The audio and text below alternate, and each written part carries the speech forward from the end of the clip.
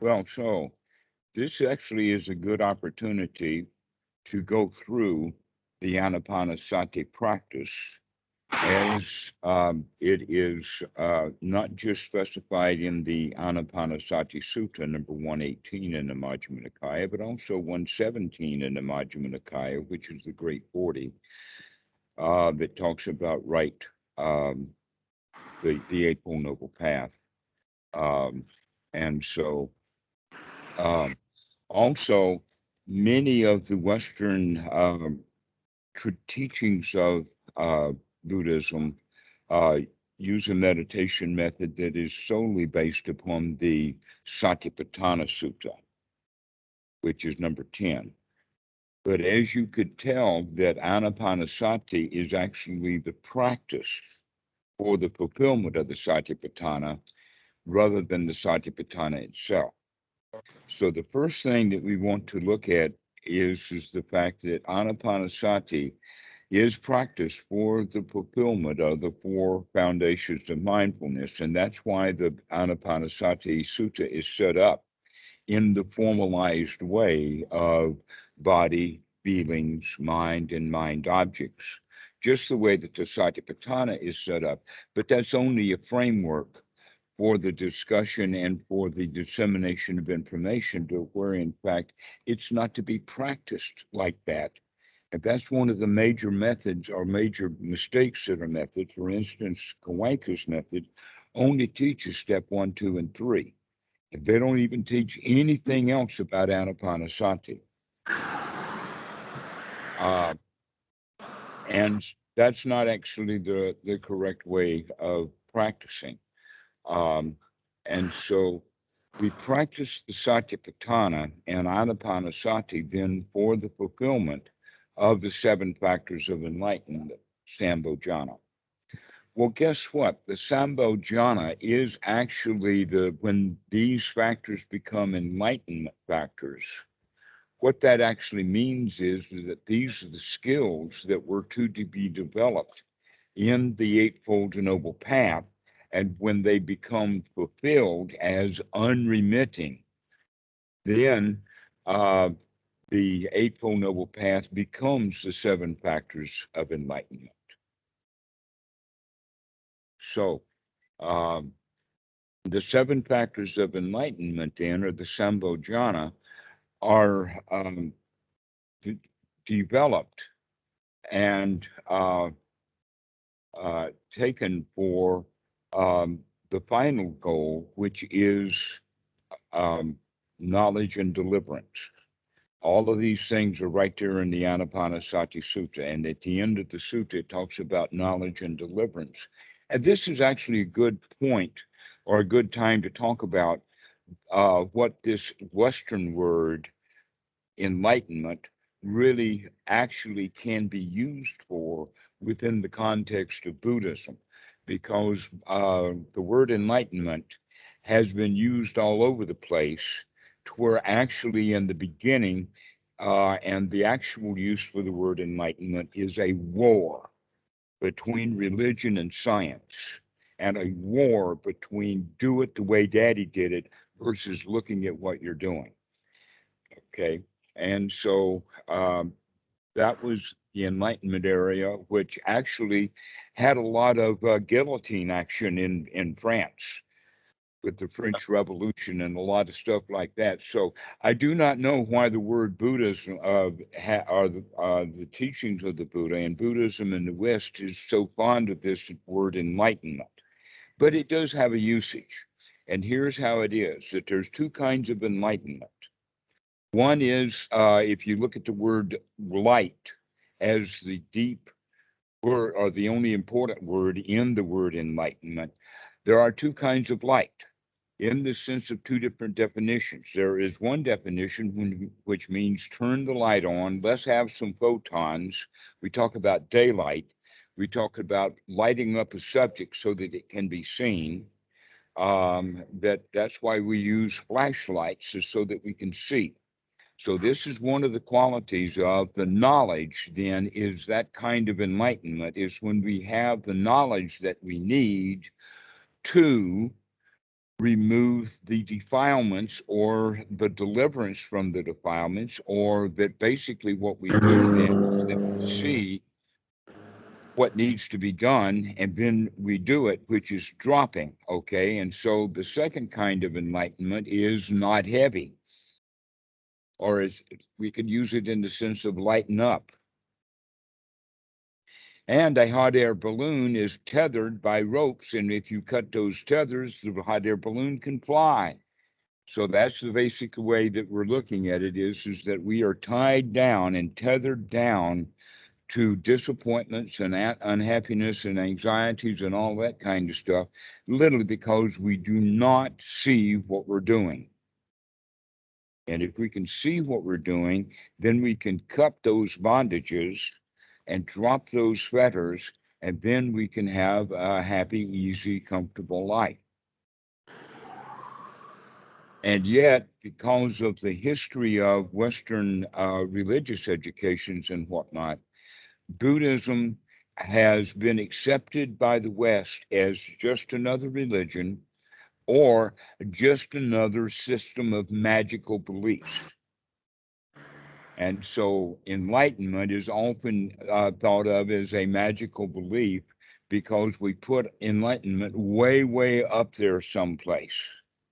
That it's a long, difficult process. We have to work really hard, and we have a lot of disappointments along the way, but finally we get to the place. That's actually capitalism. That's not the teachings of the Buddha at all. And it also has the quality of time reference, in the sense that enlightenment is something that you can do right now. You can see what's going on right now and drop that stuff right now. It's not a long, long process. It's just every time that you see it, you can drop it. That's basically the whole teachings of the Buddha, is look at what you're doing and then put a stop to the stuff. It's like, the guy goes to the doctor and he keeps stabbing himself in the arm with an ice pick. And he says, "Doctor, every time I stab myself in the arm with the ice pick, it hurts. Why don't you do something about it? Can you put my arm in a sling or whatever?" And like that. And the doctor says, "If sticking your arm with an ice pick hurts, please stop. Don't you see that it's the sticking your arm with the ice pick that's making the problem?" Okay, that's basically the way that we live our lives, as we go around sticking ourselves with the ice picks of unwholesome thoughts, and then they hurt, and we wonder why life hurts so often. Okay, so getting back to the original teachings of the Buddha's only teachings one thing, and that one thing is Dukkha, Dukkha Nirodha. That word Dukkha, Dukkha Nirodha means to see the Dukkha and to come out of it immediately, Dukkha Nirodha. And yet in the West, partly because of the whole of our society is based upon delayed gratification. Even the religions, you can't have heaven now, you got to wait until you're dead. That's almost like putting your money in a bank and then saying, or then finding out you can't withdraw your money until the bank is closed, it's burned down, and you're dead. And then you can get your money out of the bank. That's the way that we look at it in the Western mentality, or delayed gratification, so that we've got to go for a long, long time. And that is what is the primary reason why people are not practicing correctly, is because they're looking for long-term goals. If I do this, that, and the other thing, then I'll get the reward, right? Our method is stop doing this, that, and the other thing, and just take the reward. That's what the practice of Anapanasati is really all about, is learning how to just take the reward, to do the Dukkha Nirodha part immediately. And this is what the practice then is based upon, with the method that's called the Eightfold Noble Path. And when we call it a path, the Western mentality thinks of it as a path as something that you got to walk down or travel on for a long period of time. before you get there. This is much more of an understanding that the Eightfold Noble Path is actually a method. It's kind of like the method of opening the door. Well, you have a method. You put the key in, you turn the lock, you turn the handle, you push a little, and the door opens. But what the Western mentality is that door is hundreds of thousands of miles or years away, and I've got to get to the door before I can open it. Guess what? That doorway is right in front of you. That's the whole point then that we have to start with, is that Dukkha Nirodha means that we can come out of it right now. That's why many teachings in that talk about the Eightfold Noble Path, they kind of gloss right over the Third Noble Truth, where in fact that one should be the one that we can spend some time with, because that's the state that we want to get into immediately, is into a state of not suffering. And the way that we get into it is, number one, by becoming very, very skilled at seeing dukkha and then coming out of it immediately. And the way that we become skilled at seeing dukkha is by understanding the causes of suffering, the second noble truth. And then we can apply the method to come out of that suffering so that we can come out of it easily and quickly. It's not a lot of hard work. In other words, you don't have to suck up for a God and pray and pray and pray and pray and finally get your rewards. No, this one is you just do it. You turn the key, you turn the handle, and the door opens. That's the difference. Okay, so starting with the Eightfold Noble Path, then we're going to look at 5 of the 8 items of the Eightfold Noble Path, because it's very, very specifically stated in there that sila is not part of the path, it's the results of the path, or it's part of the path. It's sort of like something that trails along, that there's not a lot of work to be put into it.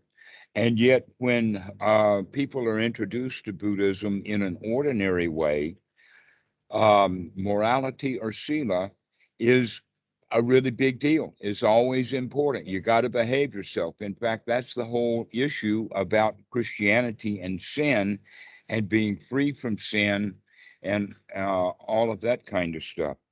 So basically, we can come out of the unwholesome immediately, that we don't have to wait for a long, long time with it. So the parts of the path that we're going to be dealing with is right view, right sati, right effort, and right attitude. These 4 things, when the skills are developed, it brings about a unification or organization of mind. It's kind of like thinking of it as a grandfather clock. And when the grandfather clock is working correctly, then that clock is put together, it's organized, and we can call that then samadhi. Samadhi is not concentration. Samadhi is unification or organization. And we're going to getting the mind unified and organized, so that if the mind is unified in the sense that if you want something, then the mind is not unified. It needs something. What does it need? That which we think we want, right? But if we don't want anything, then the mind is unified, it's whole, right? When the mind is whole and unified and it doesn't want anything, then our sila at that moment is perfect. Why? Because if you don't want anything, you're not hurting anybody. If you don't want anything, you're not killing anybody. If you don't want anything, you're not stealing anything. So our morality winds up being, in this regard, an outcome of correct practice, rather than a job to do to get ready for practice. Okay. And so basically what we are looking at then is a practice that means that we need to get away just for a short period of time, that we don't have to behave ourselves for years and years and years with perfect sila before we start to practice. Just closing your eyes wherever you are and getting away from it all. Letting the world go away is a kind of seclusion, and the Buddha was very big on seclusion. So the first thing we have to do then is to get secluded so that we can look at what's going on. Okay, so back to then right view. Right view comes first. We can see right view in two different ways. One, actually, we go ahead and talk about it in the sense that there is a wrong view. And a wrong view means that I can do harm and get away with it. That's the wrong view. That's the view of all politicians. Okay. The next view is the right view, that is ordinary right view. That's noble. And its basic statement is no, you can't get away with it. We're going to hire cops. We're going to have an army. We're going to watch you. We're going to spank you as a child. We're going to do all kinds of things. And if that doesn't work, we're going to hire a priest. And he's going to get you after you're dead. Okay. So here comes the law of karma. The law of karma is basically stated, actually, karma is stated is good action gives good results and bad action gives bad results. It becomes a law when we add the statement, no matter what. Okay, that you can't get away with it no matter what. That the karma machine will dig you up out of the ground just to beat your ass. This is the normal right view. This is the view of all religions, and it's the view that is taught to most Buddhists. But it's a very Hindu kind of thing. We'll talk about karma later, but basically, what we see then as ordinary right view is holding concepts, holding beliefs about the way things should be. Right noble view is to seeing things the way they actually are, not the way that we would like them to be. So, wrong view has the idea that I want it to be the way I would like it to be so that I can go do anything and get away with it. And ordinary right view say, no, we've got laws and rules here, and those rules have got to be followed because that's the right way to do it. Okay. Both of these are problematic. Both of them are set upon a set of standards or rules, rituals, and that kind of thing, to where really noble right view is an investigation, to look at what you're doing, to keep noticing. But we have to remember to note. That's when right sati comes in. Sati means that we wake up to remember, to wake up to be here now, basically to wake up and to smell the coffee. Now, to wake up and to smell the coffee means that now we're in olfactory senses. We're actually taking a deep breath and breathing in the coffee, and we can smell it because we have woken up. If you're asleep, we can't smell anything, that we're out of it. All right. And so when someone is daydreaming, they can't smell the coffee, or they're not here now. So much of the Eightfold Noble Path is based upon this right noble view, which has to do with actually getting into the senses and observing, rather than being in the mind conceptualizing. Okay. So if we're conceptualizing in concepts and having ideas about the world as infinite and all that kind of stuff, well, we don't know. We only know the world of the senses. But outer space and Crab Nebula and Andromeda galaxies and all of that kind of stuff, for almost all of us, is just merely concepts, the way things that ought to be. But in fact, almost all of philosophy is based upon how things ought to be rather than how things really are. And so when we're investigating the way things that they really are, we do so with discerning eye, to make a discernment.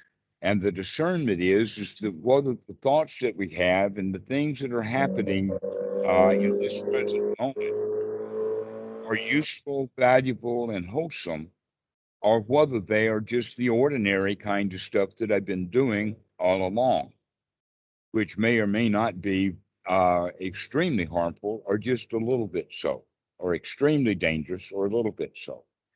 We're going to start having thoughts that are completely wholesome and are not dangerous at all.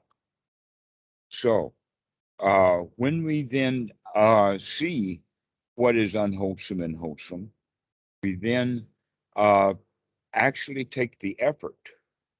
One's noble right effort is to remove unwholesome thoughts and to replace them with wholesome thoughts.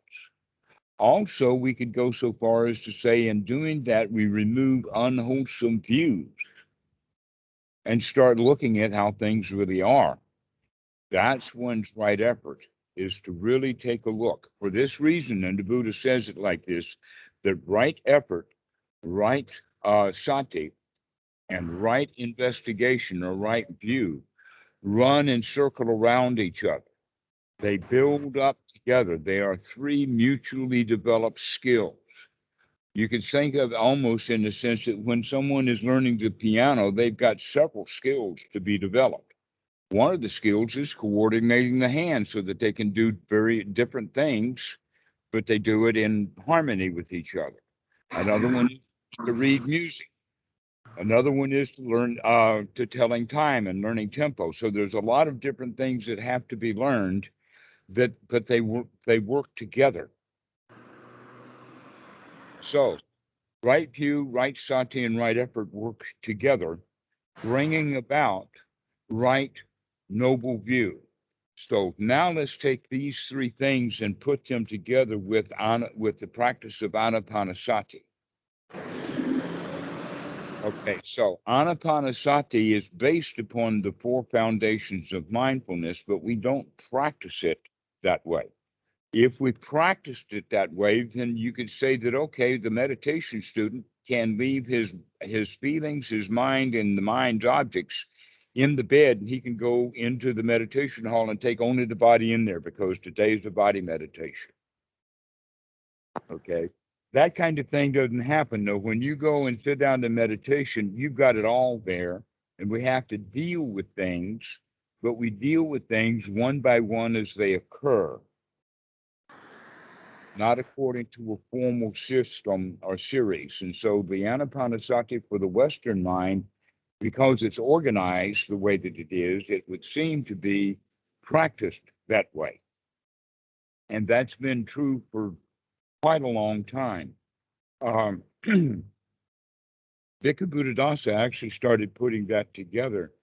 But the books that he's written, I think that there's now 4 of them on the market that was written over the years. One was written in the 1950s, and the last one was done, I think, in 88 or something like that.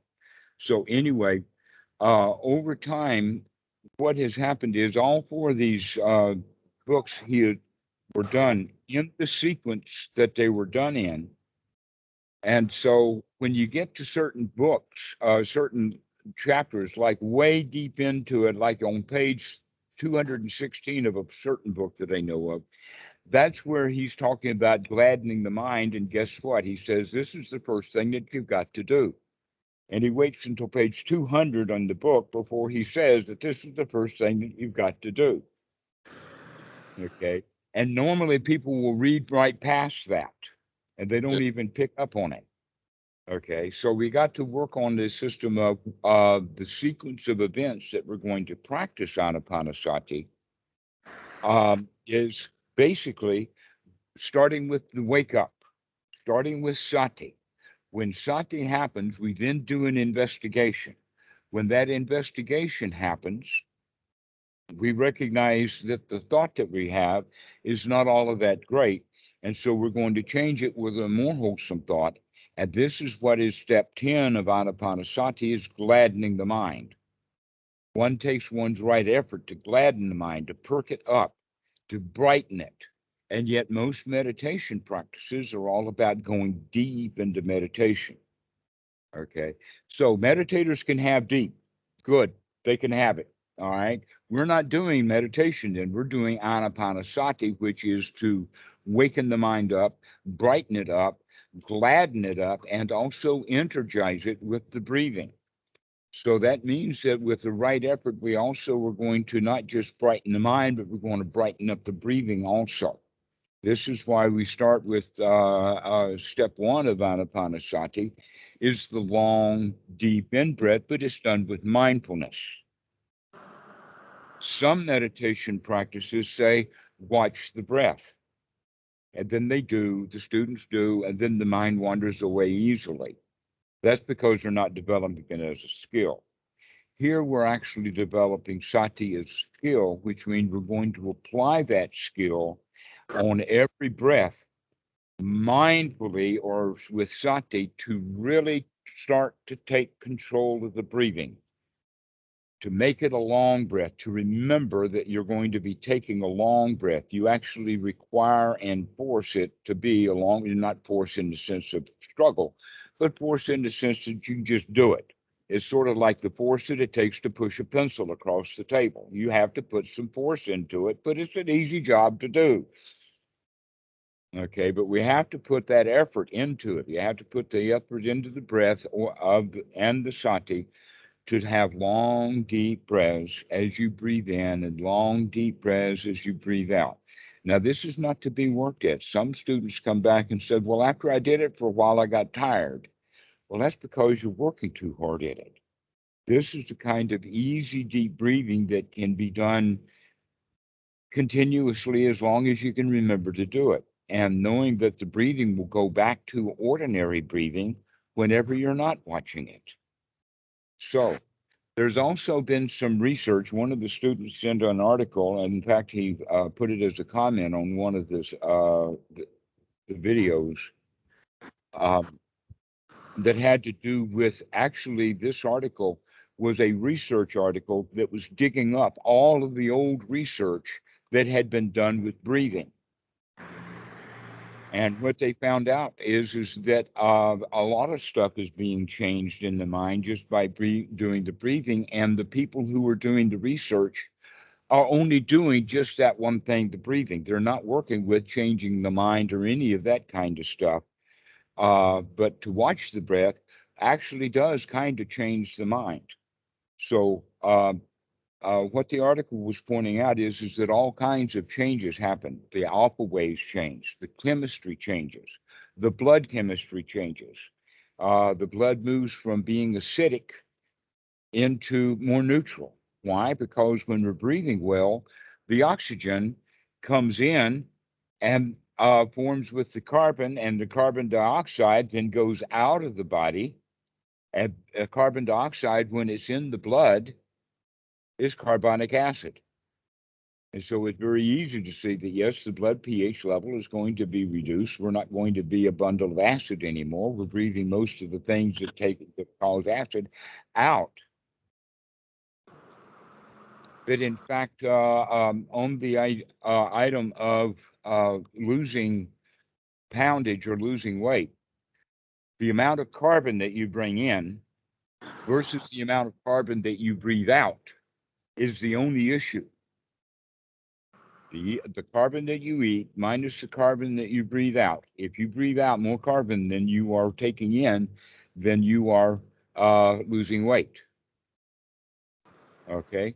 Well, fat actually has a very complex molecule that's got like maybe 100 to 150 hydrogen molecules, about 50 to 60 carbon molecules, an occasional nitrogen, and occasionally there's sulfur, but there's only like 4 to 6 oxygen molecules in fat. When fat is burned, it needs additional oxygen from the atmosphere to combine with every one of those 55 molecules. And also the oxygen is needed to breathe in to combine with all of that water that now is going to be urinated away. The reason that urine is not all water is because there's also some sulfur and some nitrogen in there when that fat is. So there's some chemistry in here that's really quite relevant to let us know that there is, it's well known scientifically that deep long breathing is very, very beneficial. It's beneficial for our metabolism. It's beneficial for our blood content. It's beneficial for digestion, but it also is really beneficial for the mind, because the mind, especially the frontal cortex, you probably heard that almost all of our calories are burned in the mind, in the brain. I didn't know that, no. Yes, that this is why we want to wear hats in the winter. I mean, the head's pretty small compared to the rest of the body, but that hat keeps us warm because of all of that heat that's being exchanged through the mind. That means that when the mind is really active, it's using a lot of oxygen. If we remember to breathe well, we'll get all the oxygen that we need, and then the mind will not get tired. This is one of the reasons why let's say tiredness, sloth, torpor, laziness, this kind of stuff is a hindrance. This one's one that's most related to the breathing. That the mind will get tired, and if we are breathing well, then the mind takes much longer to get tired. So we are breathing well. We remember to breathe. That's step one, to remember to breathe in long, to breathe out long. But then all of the other stages of Anapanasati have it written. You probably saw that. For instance, in the gladdening the mind, we gladden the mind while we mindfully breathe in long, we gladden the mind, and while we mindfully breathe out long, we gladden the mind. That's something that a lot of students don't understand. They say, well, what am I going to do? Am I going to gladden the mind? Am I going to watch the breath? The answer is that it depends upon how long your mind moments are. In other words, what does the word simultaneous or at the same time mean? It depends upon how fast you are in your measurements. Okay. That you could go so far as to say that both solar eclipses and lunar eclipses happen at the same time. If your time frame is 50 years, or even down to 18 years. That's pretty good. Yeah. Okay.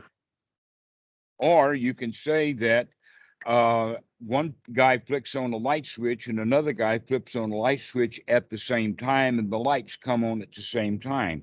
But if you measure that with an oscilloscope, you can find out that it's unlikely for those guys to both push their switch at exactly the same time, and only then it has to do with how good your oscilloscope is, how fast it is. That in fact, that whole idea of measurement and speed and whatnot, it's good to start looking at it in the sense of a mind moment is normally associated with the alpha waves. And when the alpha cycle is at about 10 cycles per second, that means that a thought moment is about 1/10 of a second. We can begin to measure that stuff with reaction times. An example, and this is on the internet, you can turn you can open this website, and the screen will be red for a while, random time, and then it will turn green. As soon as it turns green, the guy clicks the mouse. So the software measures from the time of greening the screen till clicking of the mouse, how long does that take? And to somebody who hasn't tried it before, is not very good, they can get it down to maybe 300 milliseconds. But someone has been training as a sportsman, or let us say a black belt martial artist, will be down to about 2. That's down to that 1/10 of a second. 1/10 of a second to see the green change from red to green, and another 1/10 of a second to actually click the mouse. This reaction time has been noted that some very excellent sports people and meditators are down to about 180 thousandths of a second. So that's a little bit less than a 2/10 of a second for a reaction time. So now we're understanding what we then mean by at the same time. Could be in the same second. 5 to 10 things can happen in that second, and they all happen at the same time within that 10 seconds. period.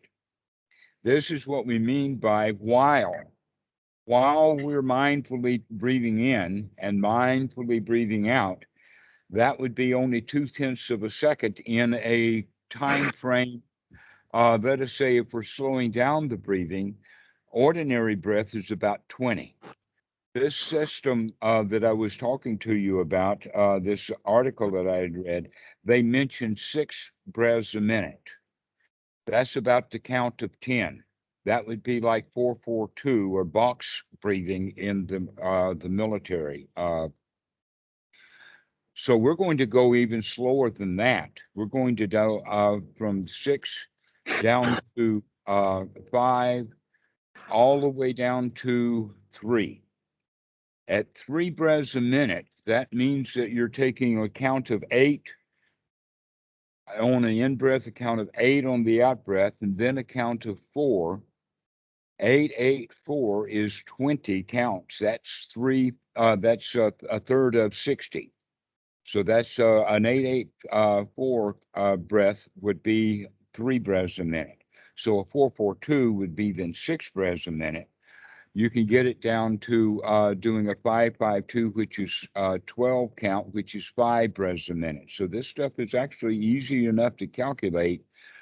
But we're not there just always counting breath. No, we count the breath once or twice just to get the idea of what is a long breath. Because in fact, in 1 minute time, breathing at 5 breaths a minute, none of those breaths are going to be exactly the same size as any of the others. That's not the issue. Okay, the issue is not timing like that. The issue is to make sure that we're breathing long and deep and only taking just a shorter period of time so that we can then do other things. And one of the major things then is to gladden the mind. But another thing that can take a mind moment is the actual investigation, or the sati itself is going to take a mind moment. Not only is the sati going to take a mind moment, but the investigation is going to take 1 or 2 mind moments. Then, after the investigation, the brightening of the mind and the gladdening of the mind would be the next mind moment. And so we continue that kind of cycle over and over and over again. So that means that in the time of one breath, there's a lot of time left for the mind to wander away, us to come back, get it back again, and continue that breath. So but what we're actually doing here is we're talking about really starting to pay attention to what's going on while we're breathing in and while we're breathing out. So this is the basic point.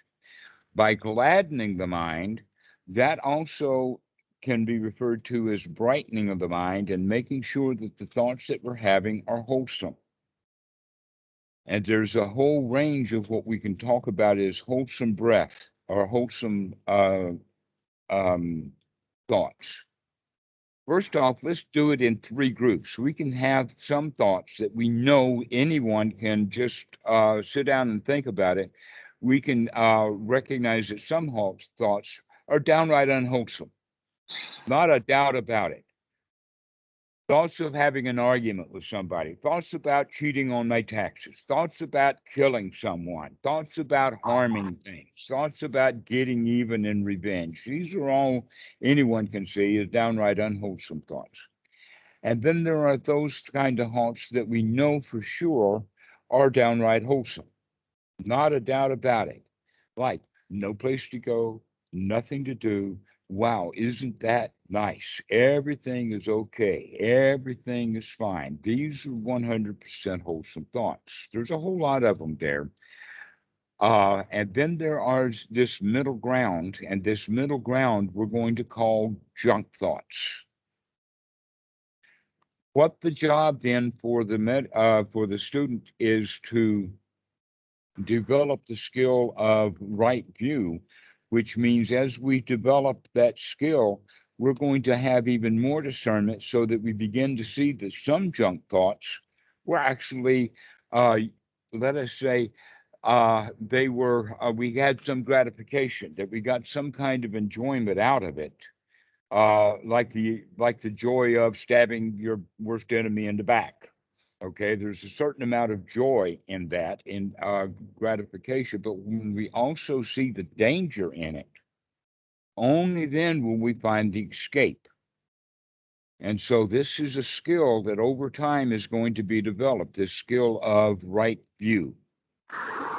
Right view then comes first, because right view is going to be the determining factor for what is wholesome and not wholesome.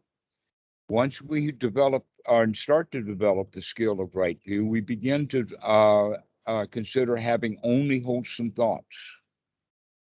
All right.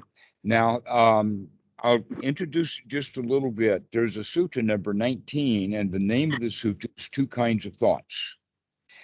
And the Buddha talks about these thoughts that are wholesome versus thoughts that are unwholesome, thoughts of wanting things, greed, thoughts of being afraid of something, thoughts of not liking it, thoughts of hating it. These are unwholesome thoughts.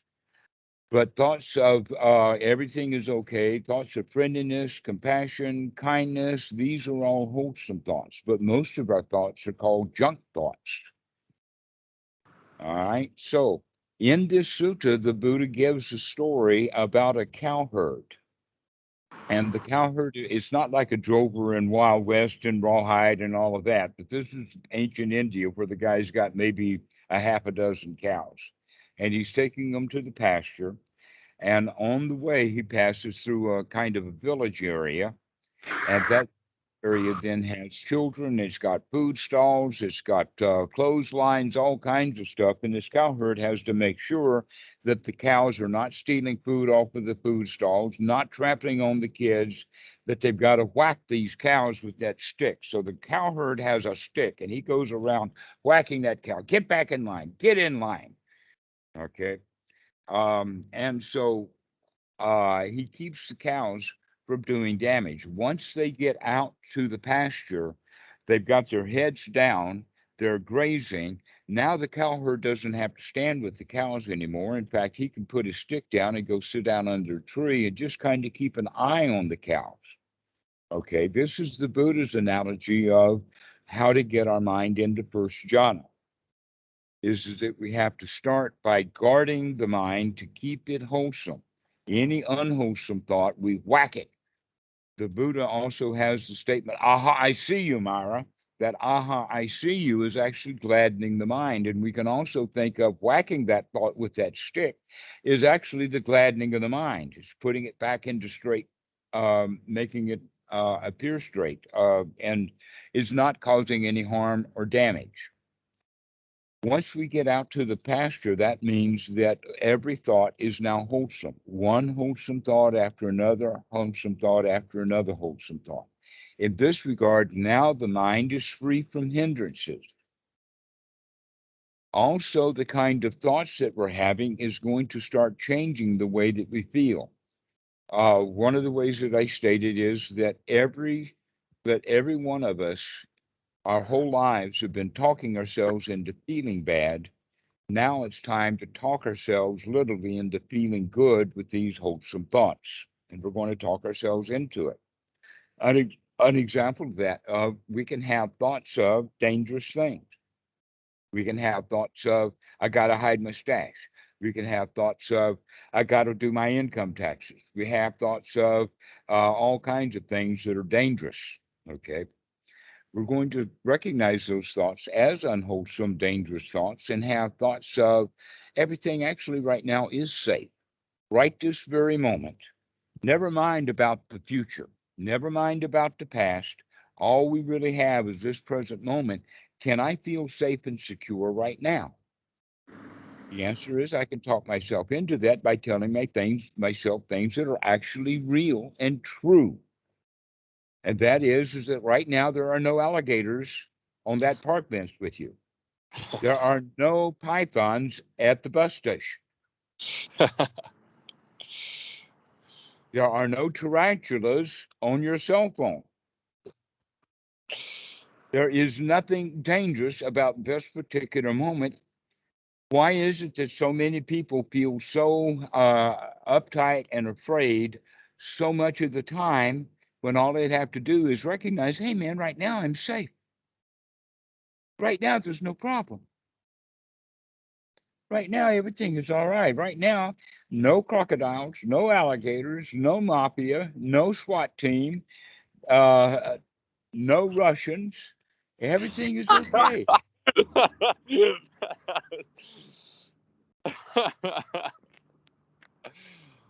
Everything is all right now. So these are wholesome thoughts that we start having. Once we get the thoughts of safety and security, then we can have thoughts of comfort. Yes, I am comfortable. Everything is really okay. I feel good. The body is relaxed. In fact, that's step 4 of Anapanasati, of relax the body. This is it.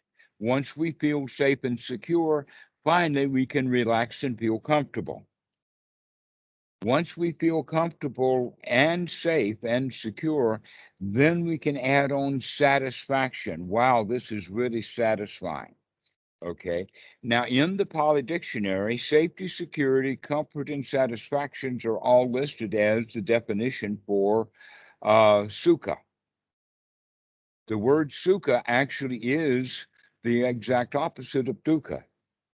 So if we can get ourselves, even for a moment, into a state of sukha, that means that we have fulfilled the goal of the Buddha. We are now in this third mobile truth. We are in this moment free from suffering. That's what's to be practiced, is to get into this state. So we can say then that one of the practices, one of the skills then would be the skill of getting into this state. And another skill would be to sustain it. Okay. Now there's another additional thing, and that is that once we over and over and over again can develop this state and stay in it for a little while, confidence begins to build. The confidence of I can do this. Okay, this is the Samma Sankappa. This is the change of attitude. And we change our attitude from being a victim in life, wanting things, needing help, and getting beaten and feeling bad, into being a winner, being a champion, being confident, confident in the sense of I don't need anything, nobody can touch me, everything is all right, and we're feeling really successful at being able to get ourselves into this state of mind. Now, in one of the sutras, the Buddha actually states that when the mind is actually free from these hindrances, we can develop the skill of, or the attitude of, no matter how obstructed the mind gets, I can clean that out, come to this present moment, and deal with the reality of the situation, see the truth of the situation, no matter what, no matter how obstructed the mind gets. And so I offer several suggestions of people so that they can recognize how obstructed your mind can get. And you can say, well, a minute, I could handle that. If I could handle that, then I can handle anything. Okay. An example of that, Bhikkhu Buddhadasa says that when one is sick, that's a good time to practice. The body is sick, the mind's not sick. The body feels bad, but I feel good. I could just lay here in bed and just enjoy the fact that nobody's expecting anything from me because I'm sick, and I can just be happy being sick. Okay. Another example. You're driving in the car down the road and you see red and blue lights and you hear the siren. The cops are stopping you, right? How are you going to feel? The first thing to have at that moment is some sati. Let's wake up, folks. Let's handle this well. But most people don't. They're afraid of the cops. So when the cop stops them, instead of being polite and honest and forthcoming and happy and truthful, etc., like that, with the cop, they become afraid of them. The cop then gets afraid too because he's picking up on your fear. If you're acting bizarre, he's going to put his hand on the gun. And if you reach for the papers that he's asking you for, he's going to shoot you because it's all a fearful situation. But you recognize that, hey, with this sati, you can plan on, you can even think about how nice and polite and how easygoing your next stop is going to be, so that you got no problems with that cop at all. In fact, if you say something like, "Hi, officer, I'm really glad to see you out on duty tonight. You know, you guys in our town are doing such a great job, and I wanted to just tell you thank you." If you start your conversation like that, the likelihood of you getting a ticket has just been reduced. The cops don't generally get people that are friendly and happy and glad to see them. All right. The next one, big deal. Someday you're going to die. How are you going to handle that? You know, sometimes in a great big fight and the guy gets stabbed, and as he's dying, he's saying, "I'm going to see you in hell." Now, is that a way to go? Oh, poor me. No, we can finally say, "Death, where have you been? I have been waiting for you. Gosh, I've had about as much of this whole world as I can stand. I've had about as much joy as I need right now. I'm ready to check out." Okay, that's the way to go, is to be ready for it, so that you can be friendly and joyful with your last breath, with your last thought. If you can begin to recognize that you can handle really big things like that because you can remember to put your mind in a good state, now that is being a champion, not a loser. So we're going to, and that the Pali word for this attitude, this can-do attitude, is called the word piti. Piti and sukha work together. You could go so far as to say that that we want to build up piti with these right wholesome thoughts, so that we have one wholesome thought after another after another. And then when we get some gaps in these wholesome thoughts, we can really feel how great it is that we've talked ourselves into being a champion. And so here we are, just filled with championship kind of feelings. Okay. But those begin to mellow down, and we begin to just be satisfied and safe and secure that success is built in, but it's not such a much of a wow as it was before. Okay, so this is the practice of Anapanasati. Is number one is to get the mind into a good state, one wholesome thought after another wholesome thought after another wholesome thought, and those wholesome thoughts are talking us into feeling in a very, very alive, vibrant, wholesome, can-do way. These are the kind of thoughts that we're going to have. And when you practice that enough, then the attitude kicks in. I can do this. No matter what happens, I can do this. Okay. So we've actually now been talking about getting the mind cleared out and wholesome. And with the breathing, we're actually making the mind fit for work. The mind has gotten fit for work, which means that we can apply the mind to the wholesome and sustain it on the wholesome. We have sukha and piti, and we have no hindrances. This state that I talk about and talk to the students about, this really good state that we can get in the suttas is referred to as first jhana. And yet you see on the internet, on Reddit and all of this kind of stuff, "Oh, my teacher says I was Sotapan now," or "I was in first jhana now," and all of that kind of stuff. To where, in fact, no, it's actually quite doable. It's easy to do, but you have to make sure you've got all the right factors together with it. Okay. And so this, go ahead. You got a question? Well, so is jhana then? It's not really, because I thought jhanas were meditative states, but this seems more Yes. something everyday. Or Right. Those kind of jhanas are what people go deep into, and those are not the jhanas of the Buddha. That's the jhanas of the Western mentality of wanting something.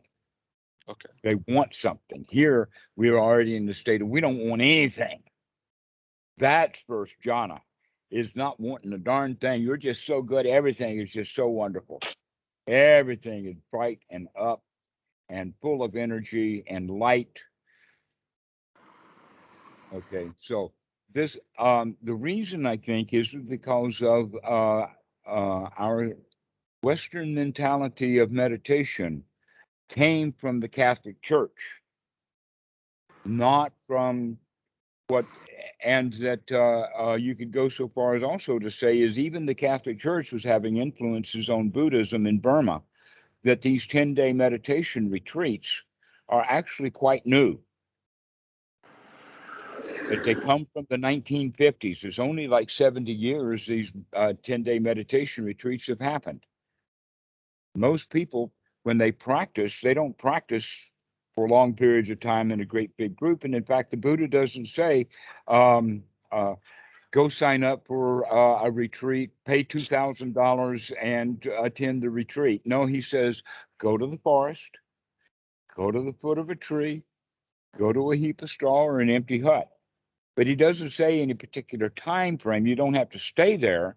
You just have to get away from it all. These points are all about getting seclusion, getting away from things, getting away from the world, so that we can recognize, among other things, that we brought the world with us. If we're in the world, then we can't tell the difference between the inside world and the outside world. But if we get really into seclusion and get away from it all, we find out that we didn't get away from it all at all. We brought it with us right up here. And now we have to get rid of it a second time. First, we get rid of it in reality, and then we get rid of it mentally by being on alert, practicing for taking all of these unwholesome worldly thoughts out of the mind and put some happy thoughts, wholesome thoughts, contentment thoughts, safe, comfortable, satisfying, successful thoughts in the mind. These are the kind of thoughts. The issue of the hindrances is mentioned in the Satipatthana Sutta. It's mentioned in number 39. It's mentioned in number 48, the one that I was just telling you about. It's all over the place that these hindrances have got to be removed. Also in the Sutta number 19, two kinds of thoughts. These unwholesome thoughts have to be removed. In the exposition of the Eightfold Noble Path, right effort is actually specified as right effort is to remove unwholesome thoughts and put in wholesome thoughts. Okay. I can't get it any more detailed than that. And yet in Mahasi method, they say, start noting whatever is there. All right. If you're going to start noting whatever is there, more than likely you're going to be stuck in a bunch of hindrances. Hindrance, hindrance, hindrance, hindrance, dukkha, dukkha, dukkha, dukkha. I see you, dukkha, more dukkha. Everywhere I look is dukkha, dukkha, dukkha, dukkha. Not a drop. I will, I'm drinking it now. And so that's the whole problem with these methods of either choiceless awareness or the noting method are not either one following the practice or the teachings of the Buddha. The real teachings of the Buddha is that we must guard the mind to remove unwholesome thoughts. Now, some of those junk thoughts that we were talking about, the easy way to figure it out is about whether they're wholesome or not is that if these thoughts are about someone who is not standing in my face, Mm-hmm. if these thoughts are about some other place that I'm not, in other words, if I start thinking about something in New York, that's unwholesome when I'm on the island in Thailand. Okay. So something that's someplace else or something that's in a different time, having old memories or having plans about the future. Thoughts about the past and thoughts about the future are not thoughts about right here, right now. Wholesome thoughts are about what's happening right here, right now. And right here, right now, there is no danger. I can think about all kinds of things that would be dangerous if I were in New York. I can think about all kinds of things that would be dangerous if this was 1492 and I was stepping off a boat onto an island. There's all kinds of dangers. If we can conjure them up, we will feel afraid. So we have to be on guard to make sure that we're not thinking of any thoughts that bring up fear. And so thoughts of the past and thoughts of the future and thoughts about other places are in that gray area of dangerous thoughts. And because they're dangerous, we can recognize these things are not wholesome at all. Let's substitute them for something that's really wholesome. With the sense, A, I do not have to think about that argument I had with Aunt Susie. Aunt Susie is not here. And if I think about that argument, I'll plan for the future, my future argument with her. And guess what? My plans right now about my future argument with her does not take in the information of what she will actually say in the future in that argument. And so here I go planning my argument, and I say this, that, and the other thing, and she says, "Well, what about ism?" And now I have nothing. So I wasted my whole time thinking about my argument with her, when in fact, when I saw Susie the next time, I could meet her with joy and happiness instead of wanting to argue and finish that argument. So thoughts about finishing arguments or straightening somebody else or answering emails. And basically, this is what Reddit and commentary and the internet is all about. Is one-upmanship, having arguments. This is why there's not so much happiness on the internet. This is one of the reasons why, for a while at least, it's good to avoid it, to get away from it, to get off into seclusion, so that we don't have to think about that guy who insulted me on the internet. Right. So this is the way that we practice now.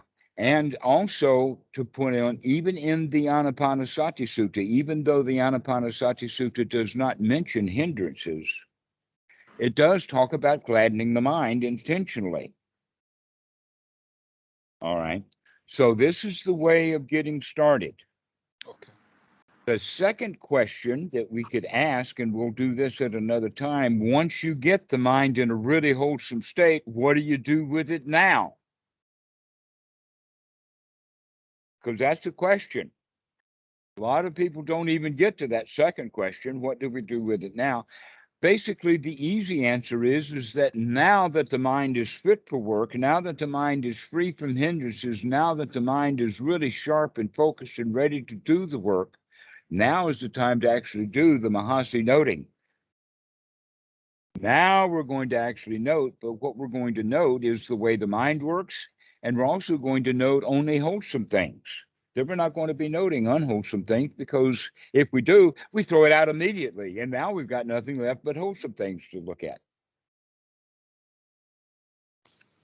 And so this is the way that we're going to practice. We're going to gain the 4 skills of right sati, right view, right effort, right attitude, put those together to build the skill of getting into the state of first jhana, which means now we're developing the skills of sati, of piti, of being free from the hindrances, and building the skill of having the mind fit for work, to apply the mind to the wholesome and sustain it.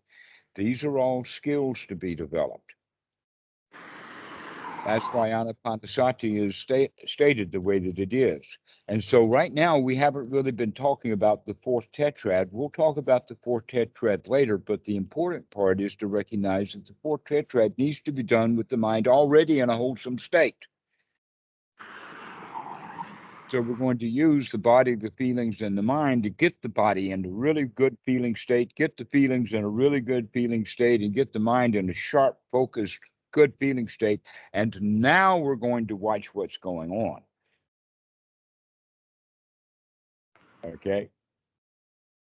So this is the basic intro to Anapanasati.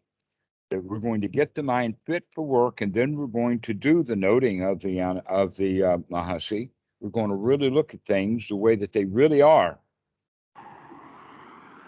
And so this is the practice. And while we're going to be looking at things as they really are, which means everything is temporary, anicca vata sankhara.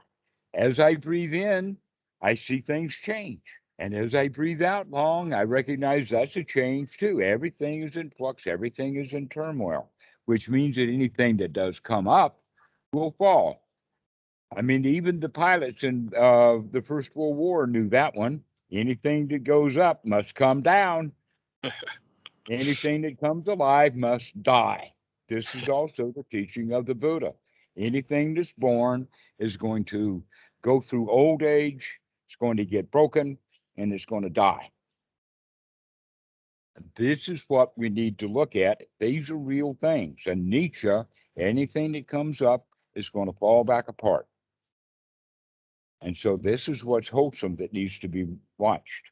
This constant flow, this constant, anything that comes up is going to fall away so that something new can arise. Okay. Very All cool. right. I just want to say my phone is at low percentage, so it might die any point. Just if it dies, that's why. Well, this is we're about finished with this talk. I think Okay. that we've gotten enough for you to get started now. Totally. I feel great about this. I have one question that I don't feel like I super need to ask because I feel like I've gotten a good idea about how to deal with it just from other things that you've said. But I'm just wondering, in meditation, I've noticed that, like, say, you're sitting in meditation and you're trying to focus on the breath, and like a song is stuck in your head or something, and I say to myself, aha, I've caught you, and I return to the breath. Thanks, bro. But then, like, the song is still going on, so then I say to myself again, like, Okay, the easiest way to put a song, the easiest way to put a song out of your mind is to put another song in your mind. Okay, and whatever song that was in there that you don't want it is already unwholesome. Never mind what kind of song it was, you don't want it. You've already determined that. So now the new song that you're going to put in your mind is going to be a very, very happy song. Something like zippity-doo-dah, zippity-yay. okay. Or what a wonderful world. Yeah. Or try not to get worried, try not to let it upset you. Trouble and everything's all right. Everything's fine. Okay. These are the songs then that you would want to start singing. And when you're singing those, it's very much difficult for that old song to come back in. Sometimes you'll get bits and pieces of it in there, but that's an improvement. And so you could try a third song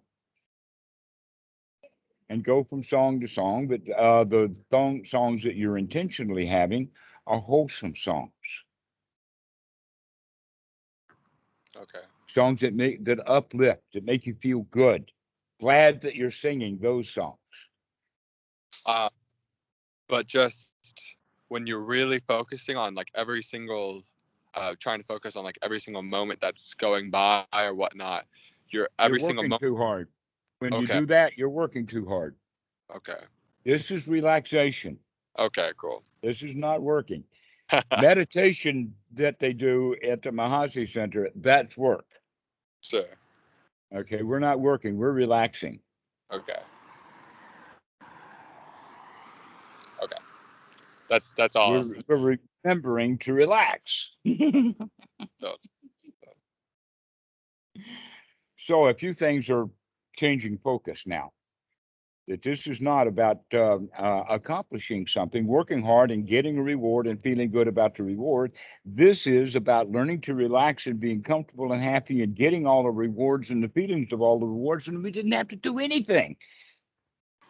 Didn't have to work at all. You just had to remember to keep applying something that's very easy to do.